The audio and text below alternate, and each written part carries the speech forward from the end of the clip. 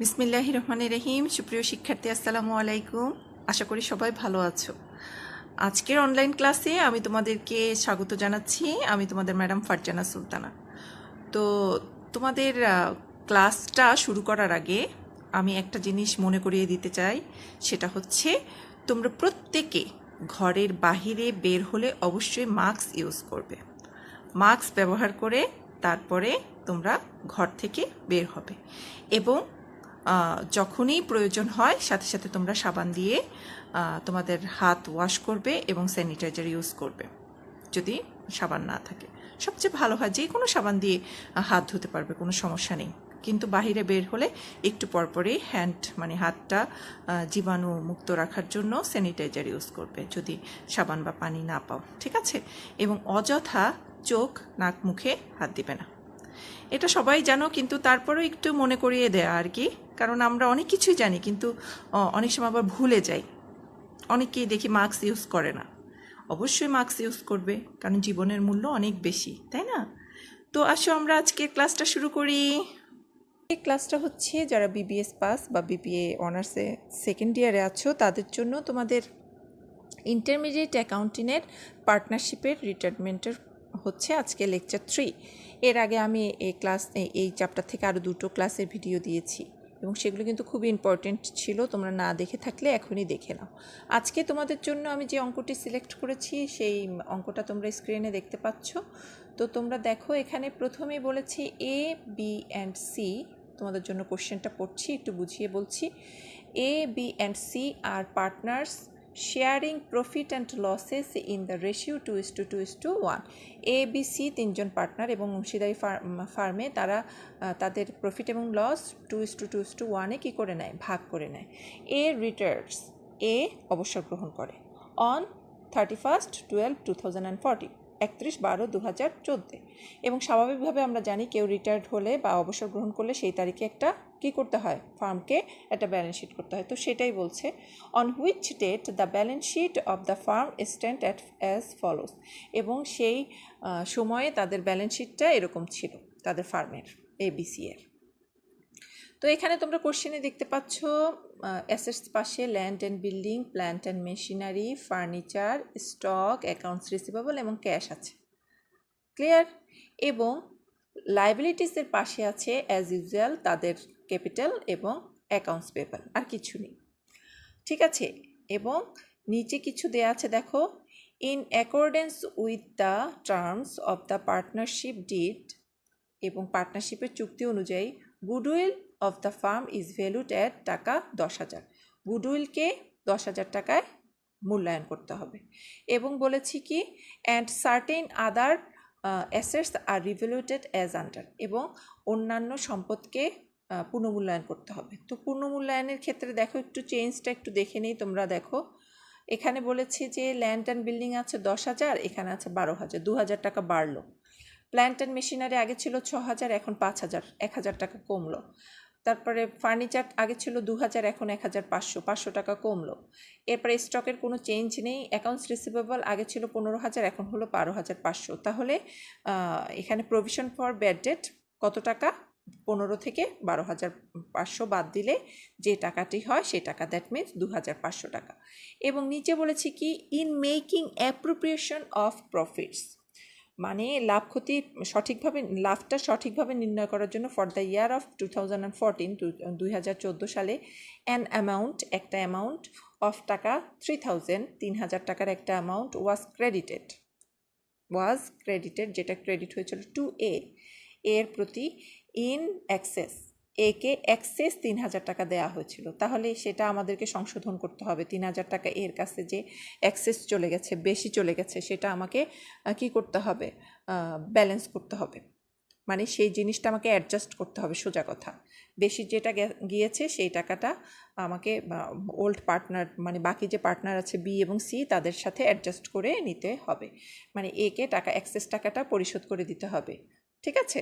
আচ্ছা, কিভাবে করতে হবে সেটা জাবেদার মাধ্যমে বুঝিয়ে বলবো। এবং লাস্ট ওয়ান যেটা বলেছে, B and C provided cash in their profit sharing ratio, তাদের প্রফিট শেয়ারিং রেশিও অনুযায়ী, মানে বি এবং সি এর মানে হচ্ছে লাস্টের দুইটা 2:1 অনুযায়ী কী করবে, ratio and the amount due to A is paid off, মানে এ যেই টাকাটা পাবে লাস্টে, হ্যাঁ এটা তো আমরা অন্যান্য অঙ্কে করেছিলাম যে লোন হিসেবে ছিল, তাই না, এর মানে যে রিটায়ার্ড গ্রহণ করেছে তার লোন হিসেবে ছিল, এখন টাকাটা দিয়ে দিবে আর কি। ঠিক আছে, তো আসো আমরা অঙ্কটা শুরু করে ফেলি। অঙ্কটা দেখো,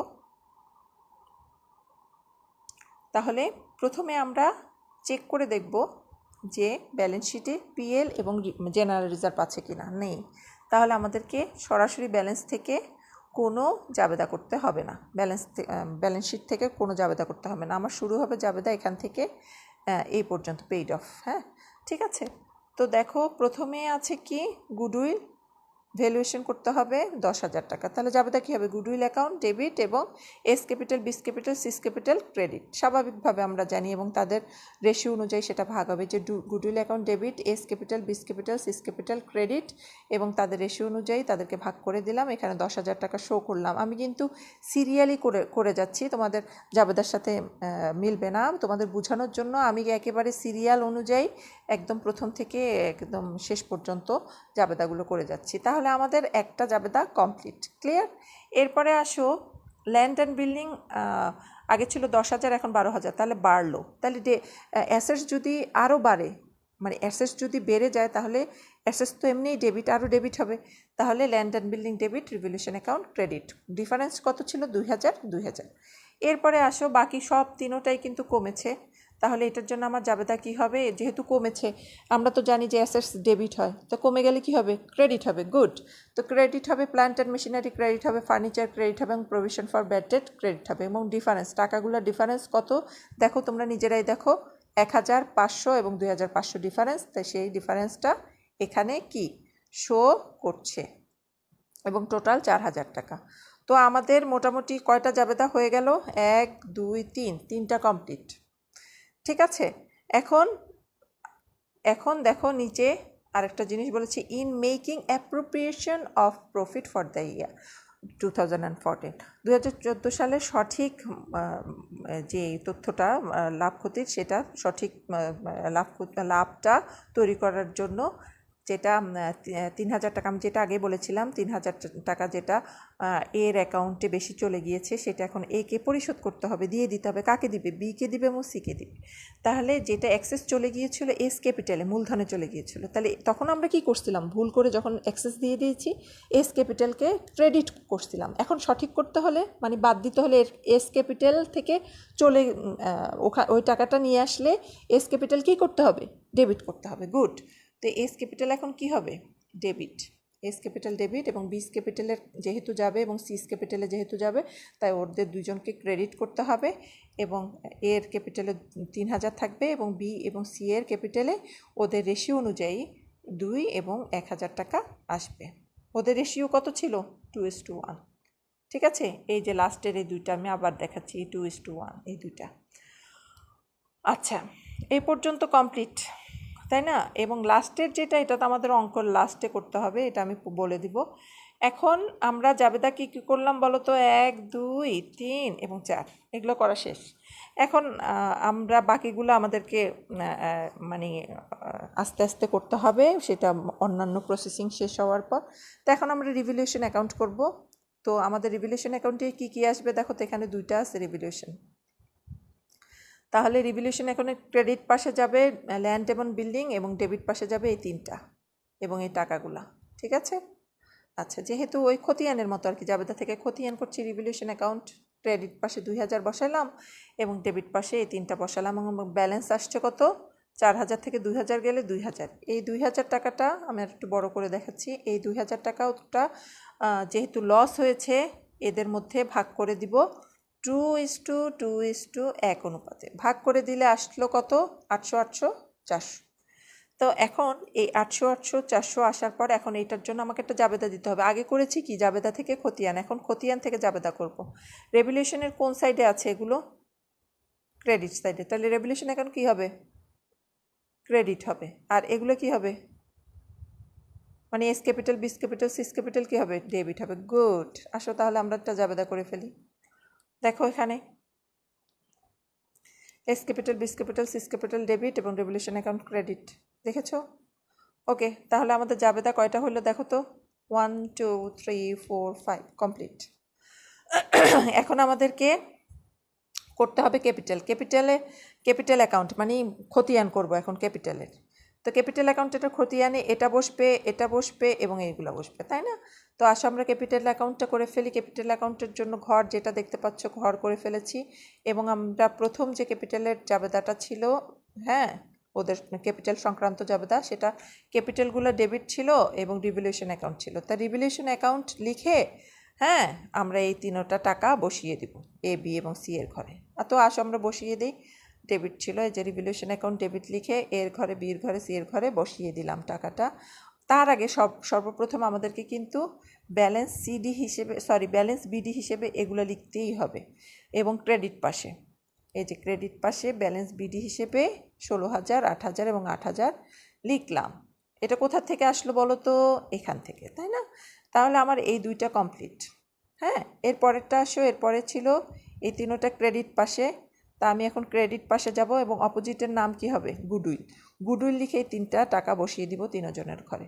তো আসো আমরা গুডউইল লিখে, এই যে দেখো গুডউইল লিখলাম এবং 3টা টাকা বসিয়ে দিলাম। ক্লিয়ার? তোমরা তো জাবেদা থেকে খতিয়ান না পারার কথা না, এটা তো এমনিই বোঝার কথা, তাই তো?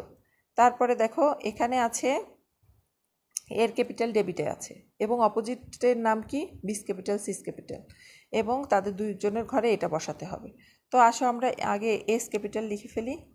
এই যে দেখো এস ক্যাপিটালের মানে ঘরে, এই যে এস ক্যাপিটাল এর ঘরে আর কি, বিস ক্যাপিটাল এবং সিস ক্যাপিটাল লিখে ওদের দুজনের টাকা বসিয়ে দিলাম। দেখো এই দুইটা টাকা মিলে 3,000 টাকা হলো। আর এখানেও কিন্তু এর ক্যাপিটালে 3,000 টাকা মিলে গেছে, তাই না?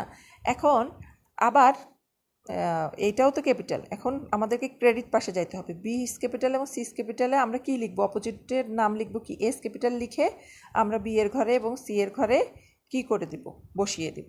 তো আসো আমরা এখানে দেখো এস ক্যাপিটাল নাম লিখলাম এবং বি এর ঘরে, সি এর ঘরে বসিয়ে দিলাম। ক্লিয়ার? এখন এই পর্যন্ত তো আশা করি বুঝতে পেরেছ। এখন আমাদেরকে কি করতে হবে? এখানে বলেছে যে বি এবং C provided cash in their profit sharing ratio and the amount due to A is paid of.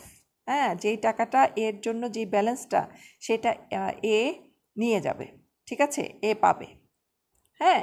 এবং সেই টাকাটা কে দিবে? বি দিবে এবং সি দিবে। কোন অনুপাতে দিবে? তাদের অনুপাতে, 2:1-এ। তো আমাদেরকে প্রথমে এর ঘরটাকে ব্যালেন্সটা বের করতে হবে। এর ঘরে ক্রেডিট পাশ বড়, ক্রেডিট পাশে 20,000 টাকা এবং ডেবিট পাশে আছে এর ঘরে দেখো 800, 2,000, 1,000, তাহলে 3,800। তো 20,000 থেকে 3,800 বাদ দিলে কত আসে ব্যালেন্স? 16,200। এটা এখানে ব্যালেন্স লেখা যাবে না। কেন লেখা যাবে না? কারণ সে এটা কি করবে? এটা পেইড করবে, ঠিক আছে? এটা সেটা কি করবে? পেইড করে দিবে। তো balance of A capital paid. তো যেহেতু পেইড হয়ে যাবে, তো সেহেতু দেখো এখানে 16,200।